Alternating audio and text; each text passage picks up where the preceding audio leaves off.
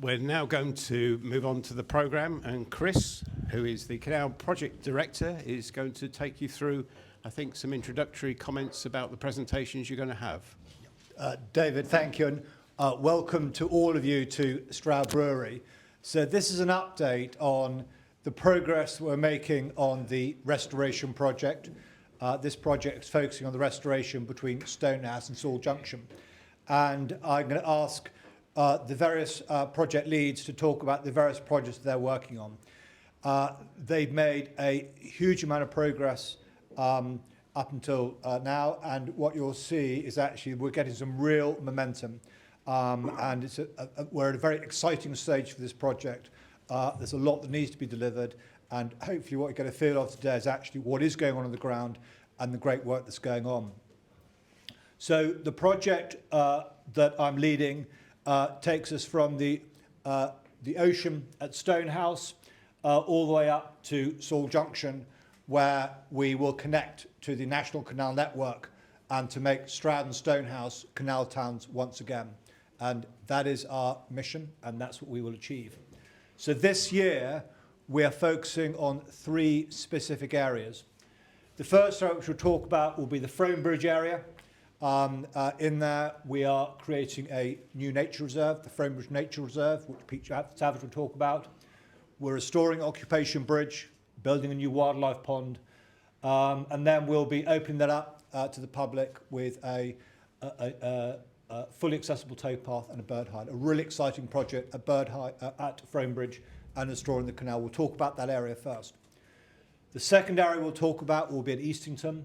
We're working on Docklock and Albury Aqueduct. The team will talk about the progress there.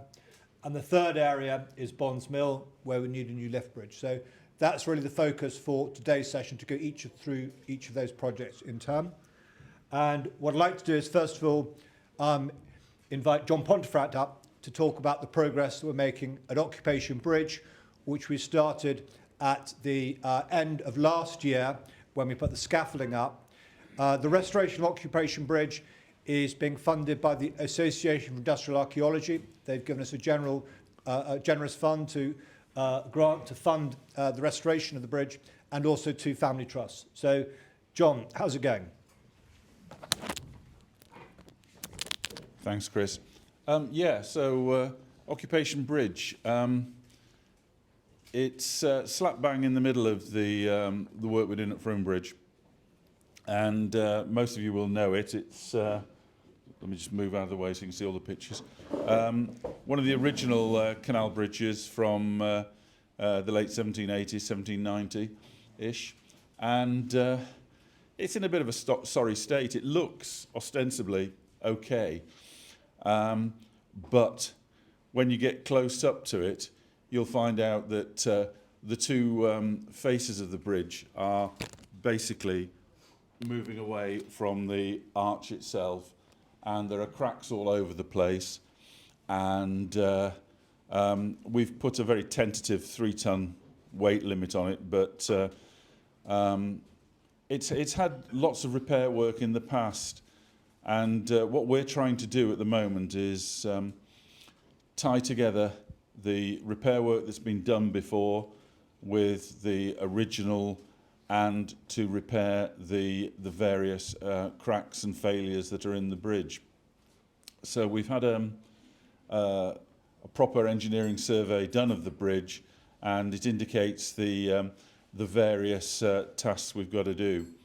And essentially, we are, as I say, trying to tie the face of the arch on both sides back to the barrel of the arch, and we've also got a whole series of vertical cracks, roughly vertical cracks, in the parapets on both sides, and then we've got lots of missing brickwork, and the underside of the arch soffit, to give it its proper term, is really quite dodgy, and in the past has been rendered, but all of that render has failed. So we're going to be redoing the render. Other problems with it, these ramps, particularly on the the southern side, the river side. They've sort of parted company from the bridge. And in the past, repairs have been effected that attempted to tie the ramps to the bridge, which is not a good idea as they're moving at a different rate, and that's caused damage to the bridge itself. Also, somebody fairly well-meaning has covered the surface of the bridge with with concrete, effectively to, I think they were trying to strengthen the bridge, but according to the engineer's report, all it's done is add weight to the bridge and no strength. So we've got to try and make that work a little bit better. So what we've done is we've had the bridge professionally scaffolded so that we can work on 2 different levels, and it also means that the scaffolding spans the water because we have water under the bridge. We can't use our own scaffolding, of which we've got quite a lot, because that normally goes inside locks and is very, very square. The face of these bridges is quite curved and it's quite difficult. So you can see there the scaffolding that's been put up. This picture shows the underside of the bridge where we've taken a lot of the render off and it's going to have to be re-rendered. The brickwork below, as you can see, looks quite good. So some of the jobs we've got to do, we're drilling into the arch itself and inserting spiral ties that go right the way into the barrel to hold it all together. So they effectively screw in. We're crack stitching the cracks in the parapet, dealing with the render there. We are going to reduce the gradient and we're going to improve the ramps up onto the bridge. And as it says, reset some coping stones, inspect the bridge, etc. So there's a lot of work to be done, but we're cracking on with it. It's mainly the team that work with me, known as, well, most people know them as the SDC volunteers. I think they should be better known as Cotswold Canals Connected Volunteers. They're our Tuesday and Thursday volunteers, i.e. not directly associated with CCT, but yeah, we're cracking on with the work. John, can I just ask you, how much has been done by volunteers and how much has been done by sort of external support? So the rendering of this underside of the arch barrel will be done by a professional. It's too difficult. This is where you can see the face cracking away from the arch barrel. So we're drilling and tying in that way. Here we've got one of the cracks in the parapet and we're stitching across there. In fact, we've done most of that on the outside. What we're doing is cracking on with the bits we can only get to off the scaffolding on the outside. There are some bits that we can do off the bridge itself, and we'll do that once the scaffolding's taken out. It's important that we move quite swiftly because the scaffolding came to us having been used on Newtown Roving Bridge, and we did very similar tasks there, and they were very successful. We've got to finish at Occupation Bridge, and then, fingers crossed, the scaffolding is going to be moved wholesale to Westfield Bridge, John Robinson Lock, to do the same task on that bridge, which again needs fastening back together and strengthening. So very similar tasks, and we'll be doing all of those jobs. So we've got to get the scaffolding off hire from this place, Occupation Bridge, and get it moved. That's great. Thank you very much, John. Thanks so much for your team that's working on Occupation Bridge. So that's the first key project we started on at the beginning of this year. And then I'll hand over to Pete to talk about what's happening with the Fromebridge Reserve. As most of you know, the wetlands area was created back in September of 23. And we're now on the next stage of the creating the Fromebridge Reserve. And Pete's going to talk about that piece and where we are with the reserve. Hello. Hello. Can everyone hear me? Hi, great. So thanks for that update, John. And this is an aerial of the Fromebridge Reserve, as it was in November. So we've had a very dry period. It doesn't look like that at the moment. But to give you some context, Occupation Bridge is in the middle of the photo. This photo was taken by one of my volunteers, Lewis, and the Fromebridge Reserve is a lovely place to work, as John said. So during development of the project, pre-2020, this area was kind of identified as a place that had fantastic wildlife potential. In order to do that, it needed to undergo what I thought at the time was a wildlife habitat creation, but I now know that it's actually a restoration of habitats that would have existed many, many years ago. So we've got a nice mosaic going on, so lots of different habitats all in quite a small space. These main fields here were basically what is called improved grassland, but that's improved for farmers. Basically, it's a very small handful of species of grass and wildflowers that grow in these meadows. By simply reducing the grazing intensity, that means that ground flora has a chance to recover. But another thing that we have on the reserve is lots of wetland habitats. This is the River Frome running along the kind of the southern boundary. And there's a very, very tall, thick flood bank running along the River Frome, protecting these fields, stopping the fields from flooding. From a wildlife point of view, from a flooding point of view, for local residents, it's not actually great to control the river in such a way. And it's what we can do is identify these areas that can be under control.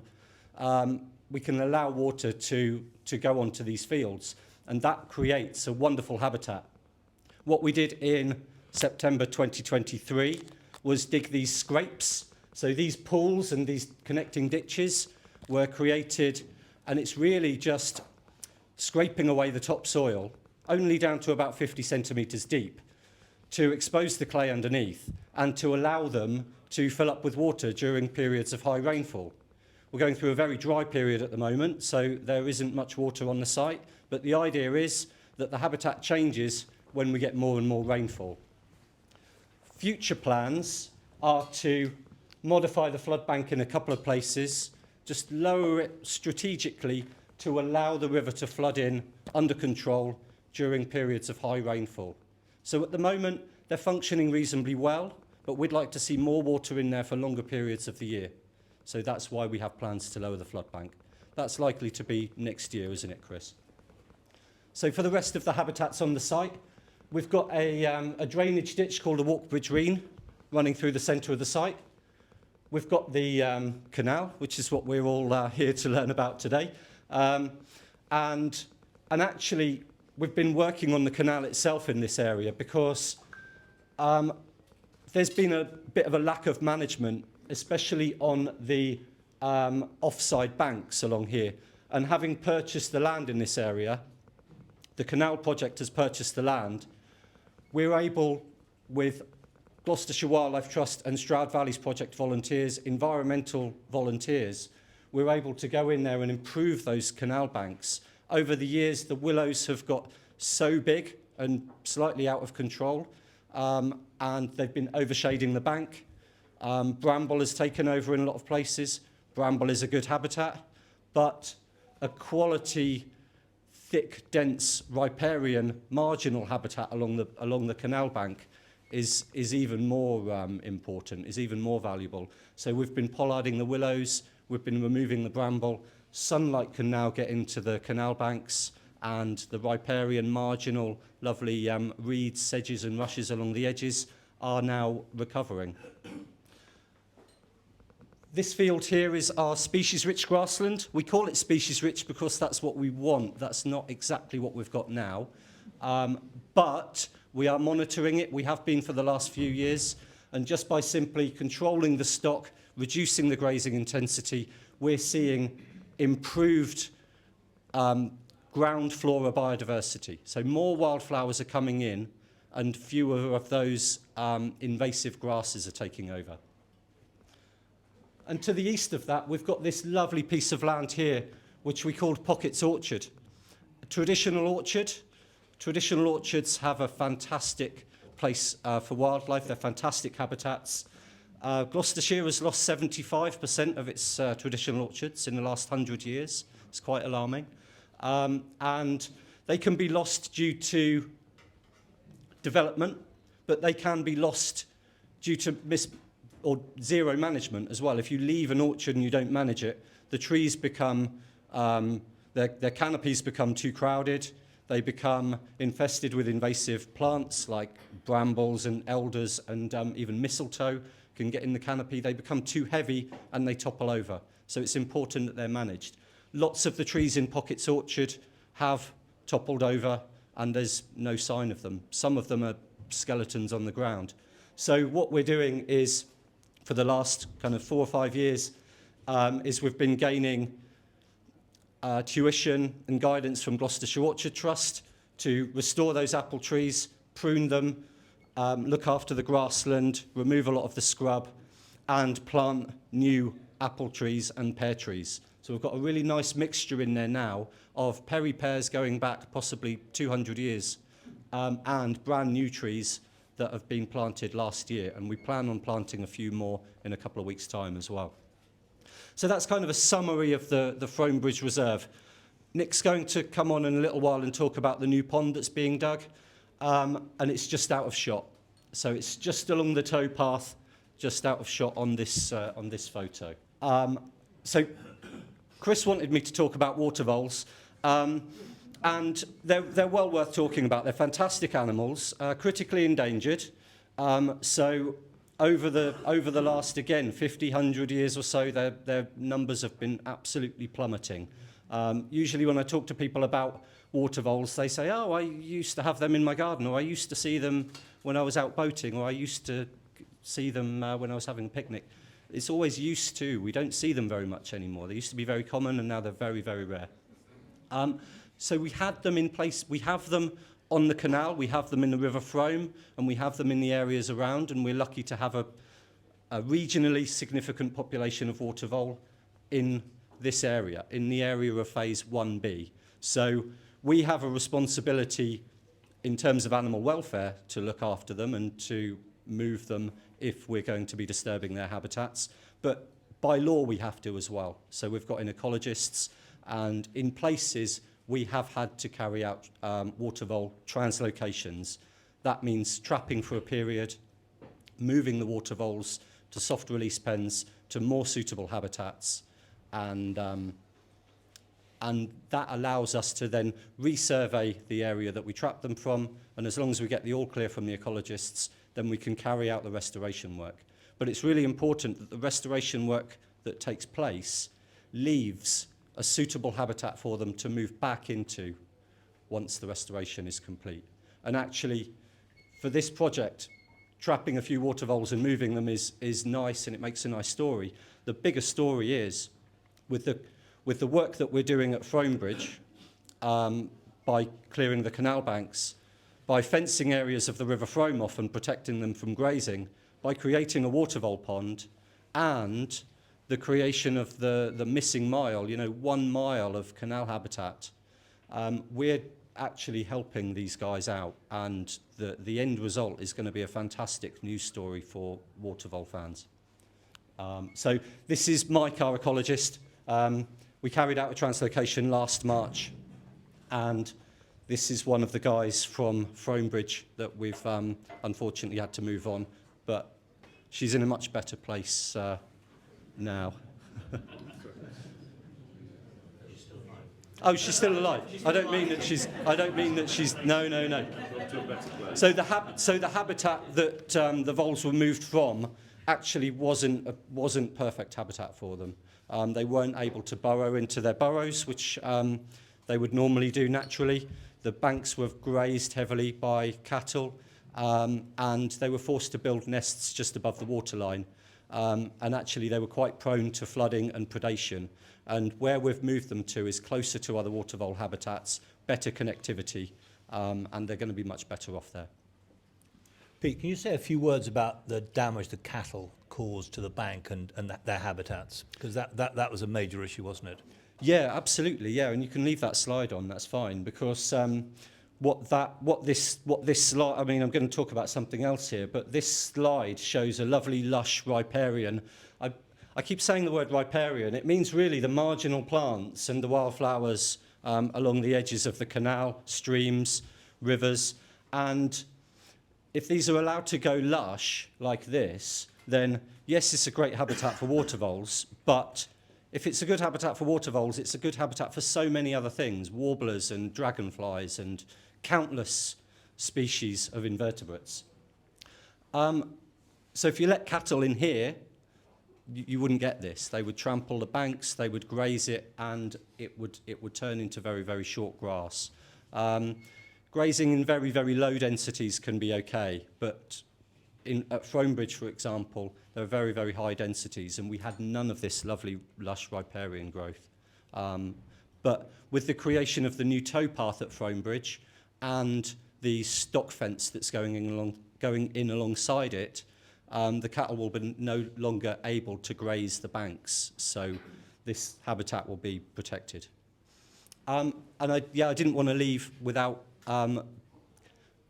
having a word about the VIPs, the volunteers, because I keep saying at Fromebridge and elsewhere along the canal, with all of the hedgerows that we've planted and all of the hedgerows we've been looking after, removing invasive plants like Himalayan balsam, I keep saying we've done it. It's all been done by the volunteers. They've been erecting fencing at Fromebridge, pollarding the willows, removing bramble. Most of the time they seem pretty happy. Sometimes they look a bit miserable if I've told them to do, or if I've asked them to do a task that's not particularly favourable, like getting into the canal up to their knees in silt. But they've been doing a fantastic job, and I wouldn't be able to do my job without them, but this whole canal restoration wouldn't be possible without them either. So thank you very much. Great. Okay, thanks so much, Pete. And thanks so much to all the volunteers at Gloucestershire Wildlife Trust. So the next phase of the project was the creation of a new wildlife pond, which will be an ideal habitat for water voles. This has taken about a year of planning, and the timing of it has been absolutely key for this project, because we wanted to have the pond constructed and ready as a water vole habitat this month, because we will be moving vegetation from the canal into the pond. And the time of it was really key, because we needed to link it in with the translocation of the water voles that Pete has just spoken about. And so we went out and ran a competitive tender for the construction of the pond, and we're pleased that we had a radio presenter from Brighton who won the bid, Ben, who's down with us now, and he turned up with a wheelbarrow and a spade and a mate of his, and he started to construct the pond 2 weeks ago. So I'll just hand over to Ben and ask him how he's getting on. Yeah, good. Yes, good. First pond I've ever dug. We've been extraordinarily lucky with the weather, and we managed to move nearly 1,000 tons of soil in about 7 days, which is great. We've scraped away. Where are we on the map here? Oh, yeah, there it is. Yeah, so we've scraped away nearly the whole thing. It's filling up now as we speak. So if I disappear off early, I'm going to turn the pump off so you don't lose your canal. As I say, we've been very lucky with the weather on it, and we've been making absolute great progress on building it. And it's not just a habitat for water voles. A lot of people are sort of on that point. There's going to be a habitat for thousands and thousands of different invertebrates and plants. And obviously it'll be sequestrating carbon dioxide as well, probably at the rate of about 20 acres of woodland. We're nearly there. It's filling up here, just about to overspill. And I think the main thing is to say thanks very much to Chris and Rob for being very pragmatic and great to deal with on the project. It's made it go a lot easier, and it's much better working with people like that. So rather than being bogged down with red tape, which we get on a lot of projects with other sort of councils and trusts, but this one's gone very smoothly for all that. Yeah, I just want to say a big thank you to Ben. He turned up with more than a wheelbarrow and a spade. This is what he turned up with. He's worked round the clock on this. He's done a really impressive job on it. I didn't expect to actually have the pond filled, which is being filled at the moment. And also, as you'll hear about in the moment from Nick, it's starting to get the vegetation in there. So he has made huge progress with that. So thanks very much for Ben and your team. And thanks to the volunteers as well. I said to them earlier, the greatest gift you can give anyone is the gift of your time. And working alongside Ben was Katy, who is here to do the archaeology overwatch. And she's done that throughout this project on the wetlands area as well. So Katy, just talk about the archaeology piece and your involvement here. Okay, hi everybody. My name's Katy Stronach. I'm from KGS Heritage. I was brought back onto this project from working on the wetlands site in 2023. As part of the planning process, you have your plan overseen by Gloucestershire County Council, and they identified this as being a potential area for buried archaeology, as well as having some upstanding archaeology that survives within the landscape as well. So I plotted everything that's known about the site onto a map, which is what this rather funky looking map is all about, with different colour codes to highlight what sort of archaeology we might actually find. As part of that, I then liaise with the contractor who's working on site, whether it be Ben or somebody from Gloucestershire Wildlife Trust, regarding how we're going to dig it and potentially what will happen if we do find something. So we can go on to the next slide. Yeah. When I was watching the machines doing their work, on the first site, the scrapes, where we had that beautiful aerial photo from Pete, we went along and we did some metal detecting. I have to say it was quite difficult to monitor a rotary cutter, which goes along and then fires out spoil from the other side of the machine. But we went along afterwards and we metal detected all the scrapes, and we did start to pick up large numbers of signatures, and part of those signatures were absolutely hundreds of nails. So the sorts of things that we were expecting to find within the canal landscape could be things to do with the construction of the canal itself. And what these nails probably are remnants of a work camp that was there. So they look to be 18th century in date, although there looks to be a few later additions as well. And associated with the nails, we had buttons, which are what those two objects are on the right-hand side. So somebody might have put their coat down and it's just something that they've lost off their jacket. So those were quite nice objects to find themselves. They're all 18th century in date. And the little bit of pottery that you find here is a type of slipware. It's something that you either get from Staffordshire or Bristol. And and that was probably brought down to the site, probably to do with the use of the canal, actually. Yeah, so somebody's lost that en route. I didn't do it on my own, I have to say. It was pretty miserable when we were sort of metal detecting the scrapes.